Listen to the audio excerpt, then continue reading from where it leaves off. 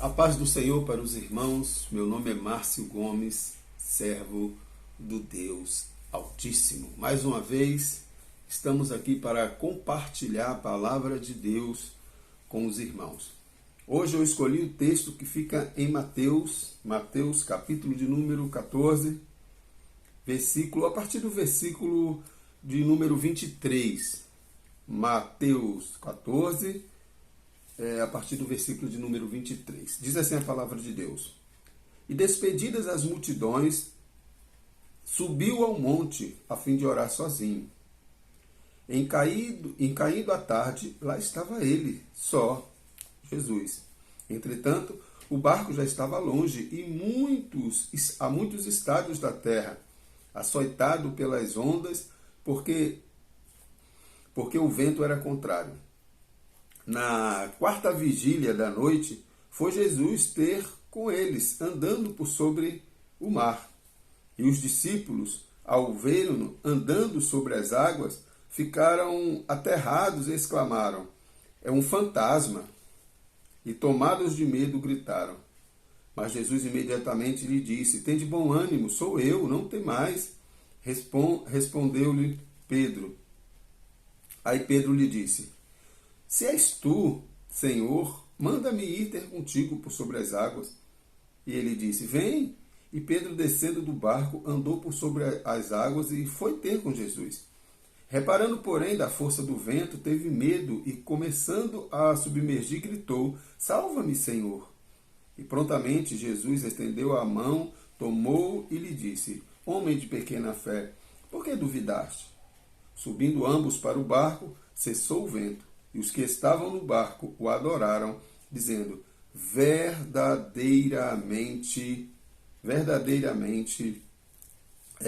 és filho de Deus. Glorificado seja o nome do Senhor. Irmãos, em Mateus capítulo de número 14, Jesus ele inicia a partir da morte de João Batista, né, vai narrar aqui que no início do capítulo 14, que João Batista ele estava preso, né?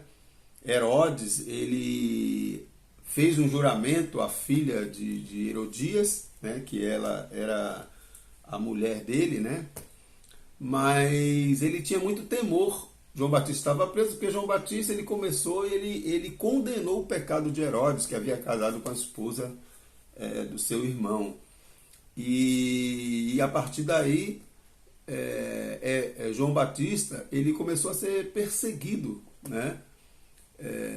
E consequentemente foi preso. Mas Herodes tinha temor, né, com medo da reação da população. O que ele fez? Ele prendeu João Batista. Mas diante de um juramento que ele fez para a filha de Herodias, ele teve que decapitar João. E João vem a falecer. E a partir daí se inicia, né, o ministério de Jesus, propriamente dito, né?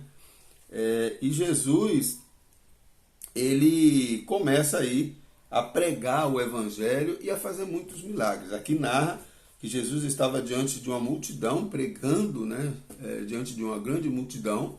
A multidão já estava ali há várias horas com fome, e Jesus fez ali a multiplicação, né, de 5 pães e 2 peixes, né, e alimentou toda aquela multidão, né, milagres assim sobrenaturais que Jesus fazia. Quando chega no versículo de número 23, narra que Jesus ele parou, foi para o monte, foi orar, ficou isolado para orar a Deus, né? E os discípulos pegaram um barco e foram atravessar para o outro lado. Chegou na quarta vigília da noite, já na madrugada, Jesus foi caminhando sobre as águas até ao barco. O interessante, irmãos, que o barco os discípulos estavam sofrendo por conta do vento, né? Remando contra o vento, né? E o perigo do barco vir a naufragar, né? E eles ali preocupados, e de repente eles olham e veem Jesus andando sobre as águas. Olha só que coisa maravilhosa. E diz o texto aqui que tem alguns autores, eu acho que Marcos, ele vai dizer que os discípulos, eles achavam que era um fantasma, né? Ficaram assim meio, né, atemorizados, achando que era um fantasma. Inclusive aqui em Mateus também, ele narra essa questão, né? Essa impressão que os discípulos tinham de que era um fantasma, né? Porque eles não imaginavam que Jesus iria andar sobre as águas. E aí Pedro, o que nos chama a atenção é que Pedro, ele chega, não, se és tu, eu queria confirmar, né? Pedro deu uma de Tomé agora aqui. Aí diz assim, ó, aí diz assim, ó, versículo 27, mas Jesus imediatamente lhe disse, tem de bom ânimo, sou eu, não tem mais, porque eles achavam que era um fantasma. Respondendo-lhe Pedro disse, se és tu, Senhor, manda-me ter contigo por sobre as águas. Versículo de número 28. Interessante que Pedro, ele como eu já falei para os irmãos, né, ele deu uma de Tomé. Ele queria crer, ele queria realmente ali fazer um teste. Será que é Jesus mesmo? Se for, deixe-me ter contigo. E diz o texto aqui que Pedro começou a andar sobre as águas, versículo 29. Ó, versículo 29. E ele disse, vem Pedro, descendo do barco, andou por sobre as águas e foi ter com Jesus. O que eu quero chamar a atenção dos irmãos e das irmãs é o versículo de número 30. Reparando, porém, da força do vento, teve medo e, começando a submergir, gritou, salva-me.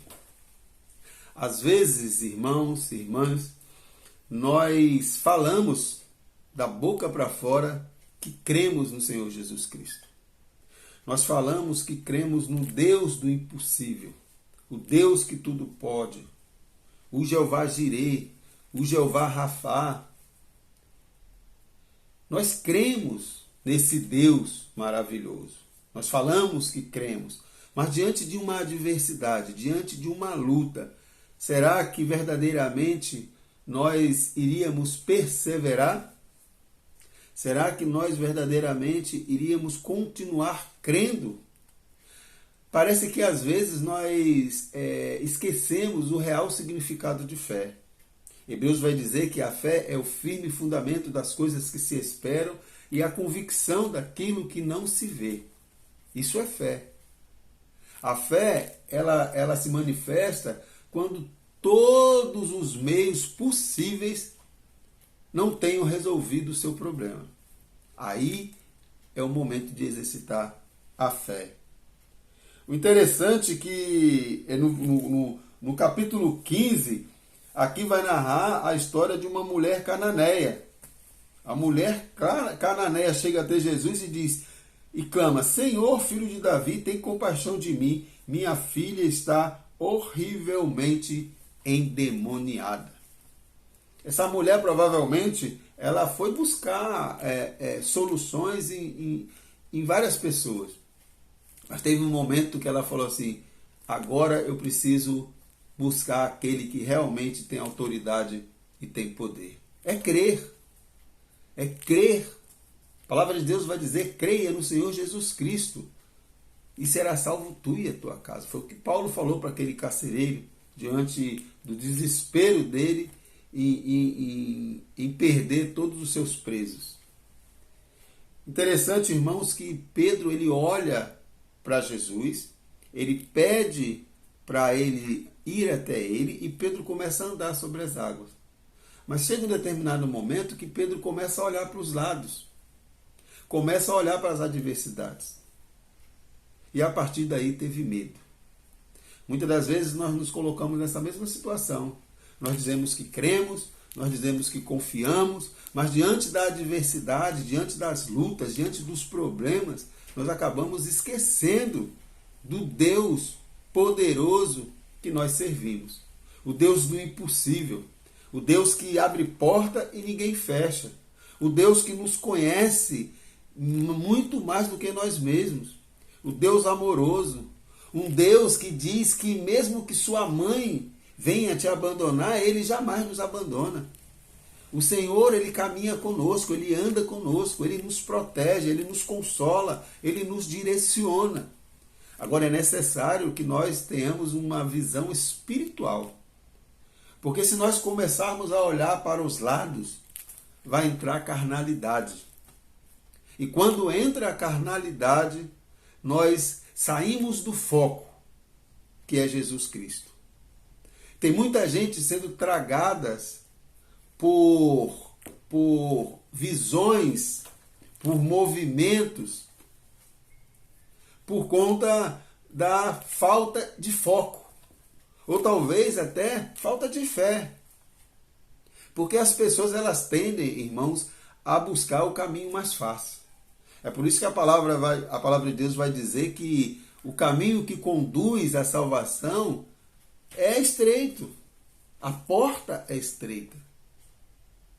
Porque a nossa caminhada cristã, ela se baseia em fé. Por isso que nós somos salvos pela fé. Paulo, em Romanos, ele vai trabalhar muito bem isso, a justificação pela fé. Porque sem fé é impossível agradar a Deus. A fé é o combustível da nossa caminhada. A fé é que nos mantém de pé diante de uma adversidade. A fé é que nos aproxima de Deus. Quando nós perdemos essa fé, nós nos distanciamos de Deus. É por isso que Paulo vai dizer, há muitos fracos e doentes, e muitos até que dormem. O apóstolo Paulo, ele passando por lutas, por dificuldades, ele vai dizer, sei viver tanto na abundância como na escassez. Eu fui preso, fui maltratado, passei fome, fui abandonado. O apóstolo Paulo sofreu na sua caminhada. No início da caminhada do apóstolo Paulo, ele foi rejeitado muitas vezes. Imagine se o apóstolo Paulo tivesse olhado para os lados. Imagine se o apóstolo Paulo tivesse olhado para as dificuldades. Eu não sei qual é a dificuldade que você está passando. Eu não sei qual é o vendaval que você está passando. Uma coisa eu posso te garantir. Se você crer, se você buscar no Senhor, Ele vai trazer uma solução para a sua vida. O interessante é que o nosso relacionamento com Deus é uma coisa maravilhosa. Porque às vezes até o não de Deus nos consola. É verdade. Paulo, ele sofria de uma enfermidade terrível. E diz a palavra de Deus que Paulo orou por 3 vezes e clamando ao Senhor, buscando ao Senhor, talvez chorando nos pés do Senhor. Imagine só o apóstolo Paulo. E Deus chega para ele, a minha graça te basta. Esse Deus é tão maravilhoso que até o não dele, volta a falar, nos consola. Entrega, meu irmão, minha irmã, os seus problemas nas mãos do Senhor. Confia nele e o mais ele fará. Não faça como Pedro. Não olhe para os lados. Não olhe para as adversidades. Não olhe nem para os seus pecados, irmãos. Porque a palavra de Deus vai dizer que se nós confessarmos os nossos pecados, Ele é fiel e justo para nos perdoar e nos purificar de toda injustiça. Muitas das vezes nós valorizamos mais o nosso pecado do que o poder de Deus para nos perdoar. Valorizamos muito o nosso pecado. Tem muita gente que deixa de participar da ceia do Senhor na igreja porque está com um determinado pecado. Enquanto a Bíblia vai dizer, examine-se, pois, o homem a si mesmo. Depois coma do pão e beba do cálice. Examinar. Se arrepender. Buscar no Senhor. E confiar nele. Porque o inimigo ele vai aproveitar da sua fraqueza. Ele vai aproveitar justamente desse momento que você vai olhar para os lados para te abraçar e te desviar dos caminhos do Senhor. O salmista vai dizer que nós precisamos esperar com paciência no Senhor, confiar nele e o mais ele fará. Faça isso. Não sei qual é o problema que você está passando. Confie no Senhor. A Bíblia vai narrar de uma mulher que sofria de um fluxo de sangue, uma hemorragia terrível. E diz a palavra de Deus que essa mulher ela foi buscar soluções em vários lugares. Em vários lugares. A mulher gastou todo o seu dinheiro procurando especialista, procurando alguém para solucionar o problema dela. Mas essa mulher, ela ficou sabendo de um homem chamado Jesus. E diz a palavra de Deus que essa mulher, ela era uma mulher rejeitada, porque quem sofria essa enfermidade, irmãos, ela não podia entrar nas sinagogas, ela não podia nem se aproximar das pessoas. E essa mulher, quando viu Jesus, ela precisava chegar até Jesus. Havia uma barreira, havia uma dificuldade, mas a fé dela foi maior. Diz a palavra de Deus que essa mulher, ela meio escondida no meio da multidão, ela foi lá e tocou nas vestes de Jesus. E diz a palavra de Deus que Jesus parou e perguntou: quem me tocou? E os discípulos: Senhor, uma multidão aí perto, uma multidão te tocando, como é que o Senhor diz quem me tocou? É porque o toque foi diferente. E Jesus foi: é porque de mim saiu poder. Por quê? Fé. A mulher, ela não olhou para as dificuldades. Ela poderia ter sido até apedrejada e morta. Mas ela superou as adversidades. Ela creu. Ela sabia que se aproximasse de Jesus, Jesus resolveria o seu problema. Porque Jesus tem autoridade sobre todas as coisas. E nós precisamos entender isso. Que o Deus que nós servimos é Senhor de tudo e de todos. E que a graça do nosso Senhor Jesus Cristo, o amor de Deus e as doces consolações do Espírito Santo estejam presentes em nossas vidas, nos dando esse discernimento e essa confiança de que o Senhor é o nosso pastor e de nada teremos falta. Não importa a adversidade, não importa os vendavais que virão, nós continuaremos alicerçados na rocha que é Cristo. Fique na paz e tenha um bom dia em nome de Jesus.